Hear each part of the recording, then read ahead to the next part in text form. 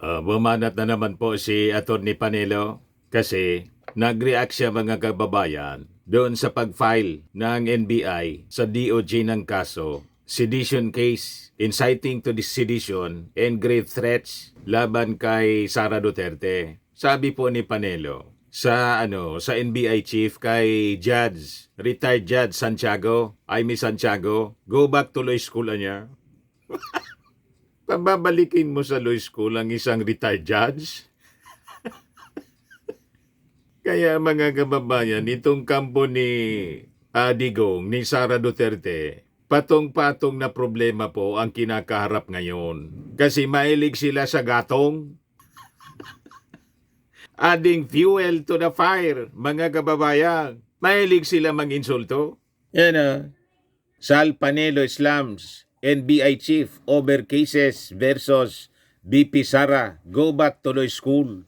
Di ba, mga kababayan? Ibiblical po, mga kababayan. Sabi sa Bible. Sabi ni King Solomon sa Proverbs 26, verse 20 to 21. So quarrels disappear when the gossip ends. Add fuel to the fire and the blaze goes on. So add an argumentative man to the mix and you will keep strife alive. Yan po si Panelo. Manang-mana mga kababayan sa kanyang amo na si Digong. Mahilig sa manghang na mga salita. Kaya kayo nalalagay sa problema. Kaya sabi nga natin mga kababayan, itong tambak na problema ng mga Duterte, especially si Sara Duterte, bunga ng kanyang walang prinong bibig, walang prino kung magsalita, hindi nag-iisip. So nilagay niya mga kababayan yung kanyang sarili sa napakalaking problema na malamang other than sa siya mga kababayan makonvict na impeach na siya po ng Kongreso. So malamang siya makonvict ng Senado dahil sa napakalakas na mga ebidensya laban sa kanya doon sa articles of impeachment na ang number 1 doon yung pagbabanta niya sa buhay ng ating Pangulo. So other than siya makonvict at madisqualify perpetually na tumakbo pa sa any public office, si Sara Duterte mga kababayan, malamang makulong dahil sa kaso kriminal na kanyang kinakaharap ngayon. Nagsalita na po si DOJ Secretary JC Andres. They will use the full force of the law to exact accountability sa nagkasala. Na-interview po si kahapon ng One News, si JC Andres. Mamaya iparinig ko sa inyo mga kababayan yung interview sa kanya. Balikan muna natin itong sinabi ni Panelo. Go back to law school niya. Mas magaling po si NBI Director Jaime Santiago. Naging judge po. Si Panelo hindi man po naging judge. Sharpshooter pati yun. May pelikula yun mga kababayan na ginanap ni Bong Revilla. SPO4, Jimmy Santiago, Sharpshooter. Diba? Itong si Panelo talaga. Mahilig manggatong. Yan sabi niya dito, former Presidential Legal Counsel Salvador Panelo blasted National Bureau of Investigation and its Director Jaime Santiago for filing what he called baseless charges against Vice President Sara Duterte before the DOJ kahapon. In a statement, Panelo slammed Santiago by telling him to go back to law school after the agency recommended criminal charges against Duterte. Tigilan ninyo ang mga manghang na salita. Pero alangan man mag-advise tayo dito sa mga matitigas ang ulo. Ituloy lang ninyo ang inyong mga masasamang gawain. May paglalagyan kayo. You're adding fuel to the fire. Kaya nga kayo nalalagay sa seryosong problema dahil sa inyong mga walang habas na pagpapalabas ng mga masasamang salita. Ito na mismo ang kaso ni Sara. Inciting to sedition, grave threats. Sabi ni Panelo, his agency's recommendation to file charges of grave threats in inciting to sedition against BP Sara has no basis in fact or law. It is obviously tainted with politics and is just part of a demolition job by her political enemies to take her out of contention for the 2028 presidential race, sabi ni Panelo. Kahit ano pang sabihin mo, Panelo, malinaw sa isip ng mga mamamayang Filipino all throughout the world. Recorded at paulit-ulit po, pwedeng i-play. Nasa YouTube, yung pagbabanta ni Sara Duterte. At kailangang harapin niya ang consequences ng kanyang mga aksyon. Gusto mo, i-defend mo si Sara. Kaya lang, hindi ka man yata kasama sa legal team ni Sara kahit na doon sa impeachment trial. O, diba? Ibig sabihin, wala man tiwala si Sara sa'yo. Kasi hindi ka parte ng impeachment legal team para sa impeachment trial ni Sara. Sabi ni Panelo, nagtawanan pa niya. Sabi rito, he also ridiculed the grave threats charge, saying there can be no crime of a threat from the grave. Bakit? Patay na ba si Sara ngayon? Diba? Para sabihin mo na there can be no threat from the grave. Siguro, ang punto mo, dahil sa sinasabi ninyong conditional yung threat ni Sara, kung siya ay mamatay, may inutusan na siya na patayin si Bongbong Marcos, Lisa Marcos, tapos si Martin Romualdez. Pero yung threat na kanyang yung threat, ginawa niya, ngayon na buhay siya. Kasi yung patay, hindi naman po pwedeng manakot pa ang patay. Nananakot po yung buhay pa. Yung pananakot niya pagbabanta, ginawa niya habang siya ay buhay na buhay. Kung saan, ang utos niya, pag siya ay namatay, no joke anya, nangontrata na ng assassin, napapatay sa Pangulo, sa First Lady at sa Speaker. Ginawa niya yan, buhay na buhay siya, recorded. Malabo, Panelo, yung argumento na there's no such crime, no crime of threat from the grave. Kasi malinaw na yung kanyang pananakot, ginawa niya, buhay na buhay siya. At pag namatay siya, i-execute. I-order na I-execute yung pagpatay. Huwag kami, Panelo. Pilit mong pinipilipit yung katotohanan. I-recorded po. Preserve ng NBI. And because of this, there is now a case built up laban kay Sara Duterte. Sabi po ni JC Andres. Yan si Panelo. Panelo, I'm not on BP Sara's legal team, but I will defend her to whatever end. Hindi man siya pala kasama sa legal team ni Sara Duterte. Yang ginagawa niya, sige daldal niya sa media. Na imbes makatulong mga kababayan, lalo na nagpapalala sa sitwasyon kasi siyempre, ininsulto mo yung NBI. Lalo gaganahan niya yung NBI sa pagkalap ng mga ebidensya para siguruhing mapin down si Sara Duterte. Diba? You are adding fuel to the fire. Malinaw ang sabi sa Bible. Add fuel to the fire, and the blaze goes on. So add an argumentative man to the mix, and you will keep strife alive. Ito yung argumentative man. Iminix niya yung kanyang sarili sa usapan na lalo na nagpapalagablab sa apoy. Kasi he is adding fuel to the fire. Ganon ang mga kasama ni Sara Duterte ni Digong. Kasi pare-pareho silang mga arugante, mga mayayabang. Sabi ko sa inyo, hindi magkakamali, Panelo, ang Bible. Mas matalino sa iyo si King Solomon. Sa experience ni King Solomon at yung wisdom ni King Solomon galing sa Diyos. Diyos na totoo, hindi galing sa pastor na sabi ng ating Pangulong Bongbong Marcos, bulaang propeta. May dinescribe si President Bongbong Marcos doon sa kick-off rally ng Alyansa para sa bagong Pilipinas. Nasakristanan niya ng bulaang propeta. Ang isang kandidato niya sa pagkasenador. Sakristan ng bulaang propeta. Yung bulaang propeta, alam na natin, pinapatungkulan yon si Pacquiao. Pero yung sakristan, malamang kung hindi si Bongo, si Bato ang pinatatamaan ni... Kasi dalawa yung kandidato for re-election. Si Bongo tapos si... si Bato, durog na durog po sa ating Pangulong Bongbong Marcos. Tumapang yung Tigre ng Norte.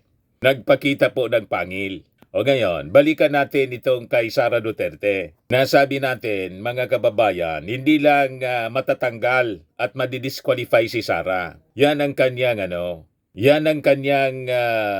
possible destiny, mga kababayan, sa nakikita nating writings on the wall. Mene mene tekel o parsin.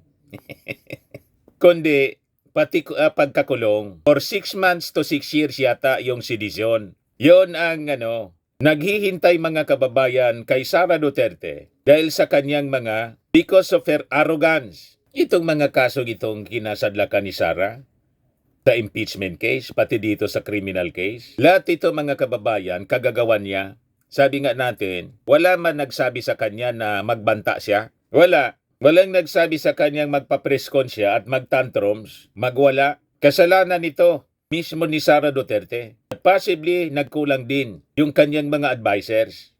Or kung yung mga advisors pinagsabihan si Sara dahil matigas ang ulo ni Sara, hindi man siguro pinakinggan. Yung tatay wala na tayong asahan kasi pareha sila.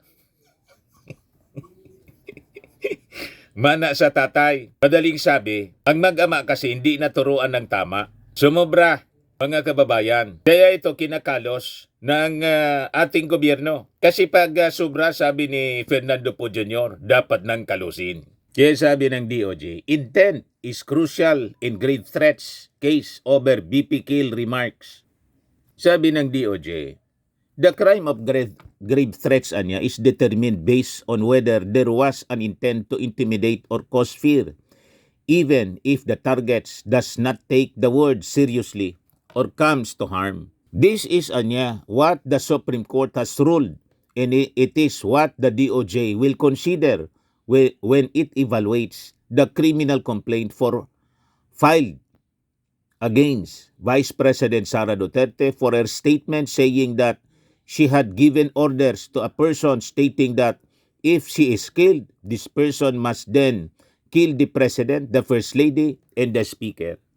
O ngayon, sa question kung na-intimidate yung ating Pangulo and cause fear, of course, hindi man ipapalata ng ating Pangulo na na-intimidate siya kasi siya presidente. Pero the fact na nag-increase po, nag-strengthen ng kanyang security, ibig sabihin, seryoso yung banta. Nare-recognize, mga kababayan, ng Presidential Security Group na seryoso. So sabi po ng DOJ that the crime of grave threats penalizes statements that create real and imminent danger to specific persons regardless of whether actual harm takes place.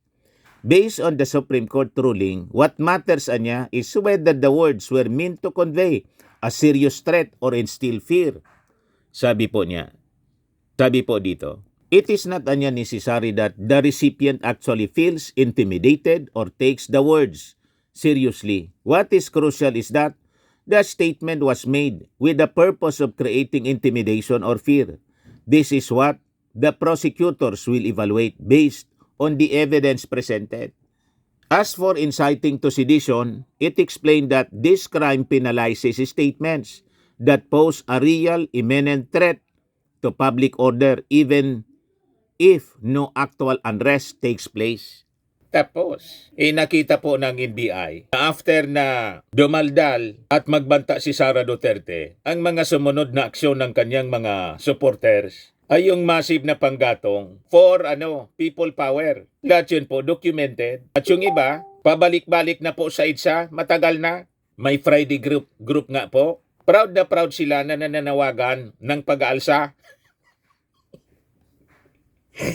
Pinabayaan lang po ng ating mga authorities para masilo. O ngayon, nasilo kayo, na-trap. Lahat ng ebidensya ibinigay ng mga supporters ni Sara Duterte. Kasi kasabay ng kanyang mga panawagan at pagbabanta, pananakot sa ating Pangulong Bongbong Marcos, may mga actions na ginagawa sa labas, lalo doon sa EDSA People Power shrine, ang nagbigay ng ebidensya sila mismo. So kahit pala walang actual unrest, pwede kang ipinalize for inciting to sedition. The law does not require that an unlawful act be carried out. Only that the statement was made with the intent to stir public unrest or disrupt stability. This is what the prosecutors will evaluate based on the evidence presented. Ang daming ebidensya po. Sa mismong mga panawagan ng kanyang tatay at ng kanyang buong pamilya, pati ni Baste ni Pulong sa mga rallies, yung maisog rally po, bukang bibig. Kaya tingin ko mga kababayan, with this case na final na may kulong, malamang mag-ala Attorney Harry Roque si Sara, tumakas palabas ng bansa at malamang magtago sa Beijing.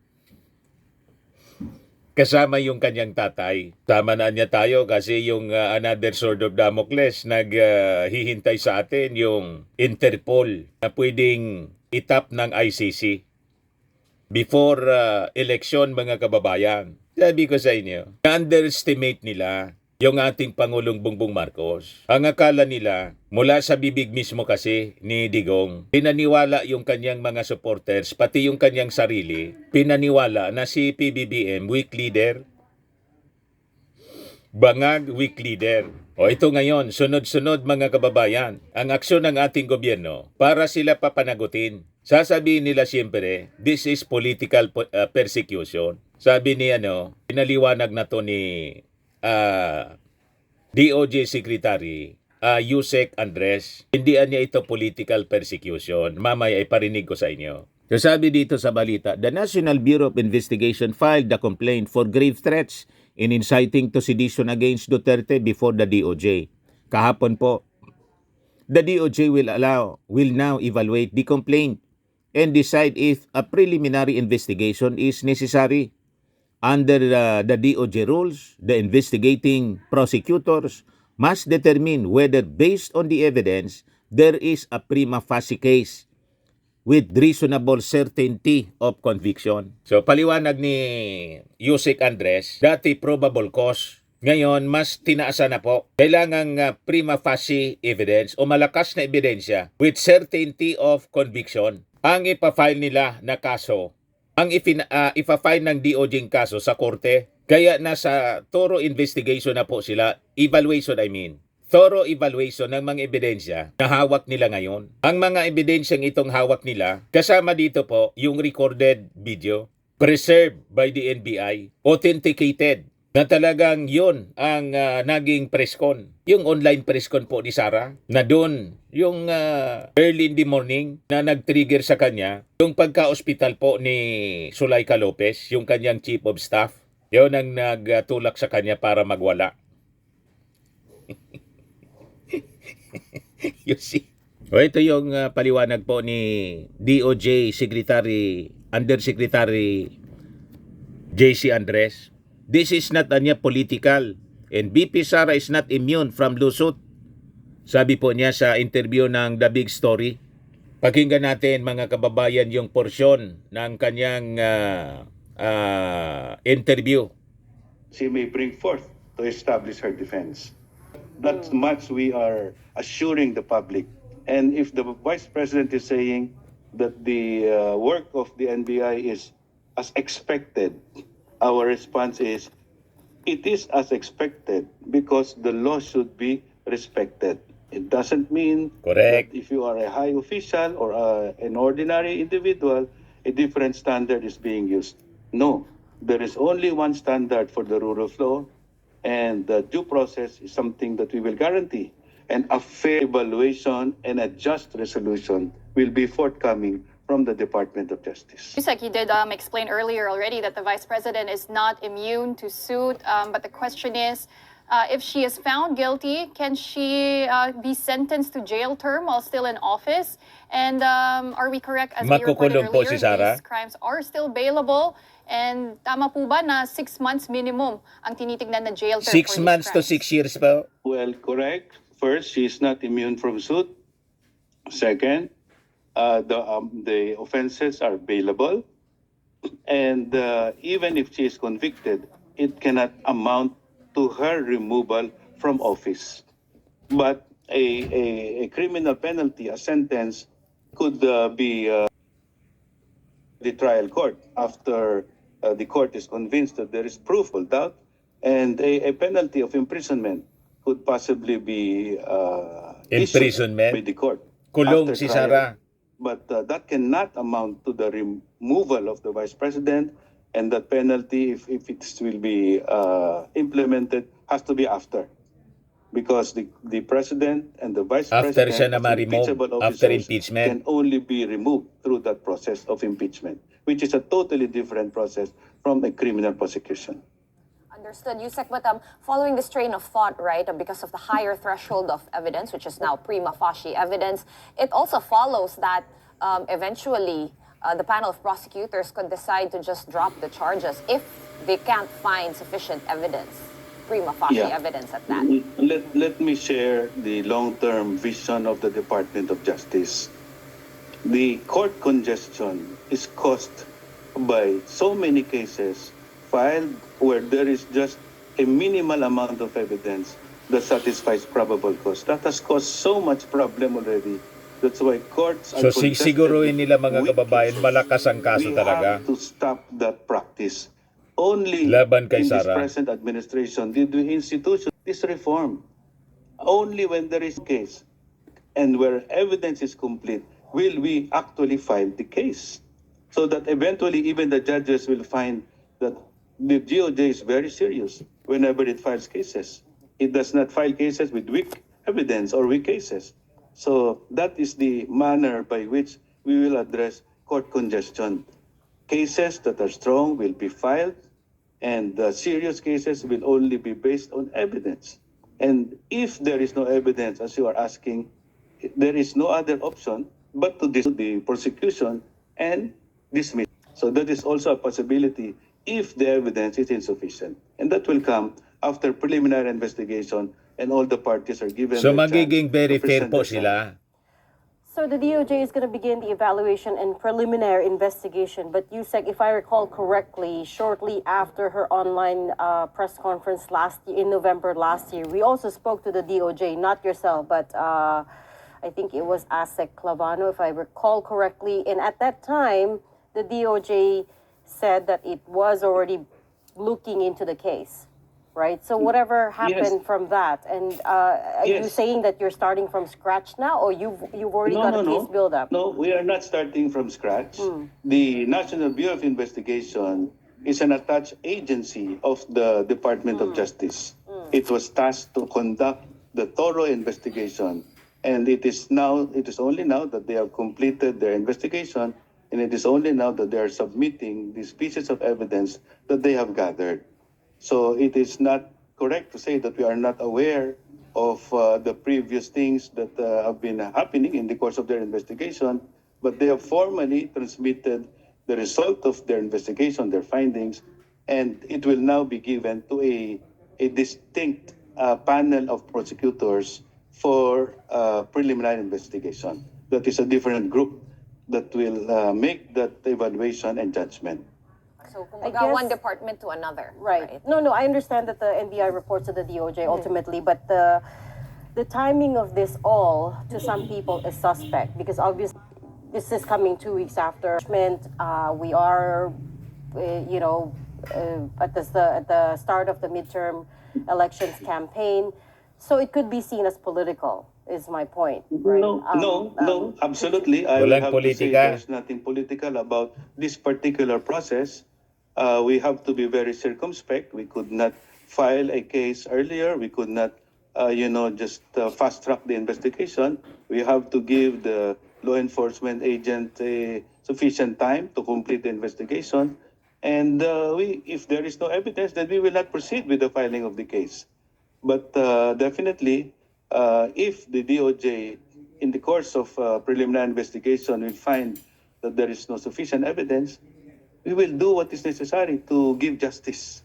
And that is possibly dismiss the case. But all in the spirit of fairness, equality, due process, and always based on evidence. So we let us see in these coming days after we give the panel a chance to make that evaluation. And after the Vice President submits, hopefully, her counter affidavit, because even if she her counter affidavit during the proceedings before the NBI, she can still presently submit a counter affidavit to explain her defense. So binibigyan po siya ng pagkakataon, leeway. So last year when she Enough was summoned time. to the NBI headquarters to explain her side, she never appeared nor Kahit submitted matigas any ang ulo. affidavit. Okay. Hindi But she nag-appear will sa still have the NBI. chance. We will provide her Open pa rin the yung chance. DOJ. But can we talk timelines here, Yusek? I know this is kind of an unfair question because sometimes things move differently. But as to Regina's point, no, and as you were saying, this is not political and it's just plodding along as it would in a regular proceeding. Can you give us an idea? So you said that the NBI had this amount of time and they've determined that okay, they're done, and now they toss the ball to the DOJ, and now it goes to the panel of prosecutors. How much Yes. time will they be given for their preliminary investigation and evaluation? Is there roughly like some guidelines? As I said, we will try to do everything in a very regular manner, meaning we will try to meet the normal deadlines, even for this case. And normally it is 60 days to 90 days for a panel or investigating prosecutor to complete the preliminary investigation. But again, we will be very flexible if the respondents would want more time to present their side. We will accommodate that. But ideally, it has to be completed within 60 to 90 days. If there are complex issues, 90 days. But if the evidence is already sufficient and the legal matter is not complex, hopefully we will be able to complete it within at the most 90 days. 60 to 90 days, kasabay ng kampanya. So makikita ninyo po mga kababayan, paliit ng paliit po ang mundo ni Sara Duterte. And syempre, I think, pag nakita po ng kampo ng mga Duterte, ni Sara at ni Digong, na talagang delikado, mag-aala Harry Roque. Magtatago na lang po sila. Possibly po, humingi ng tulong kay Xi Jinping.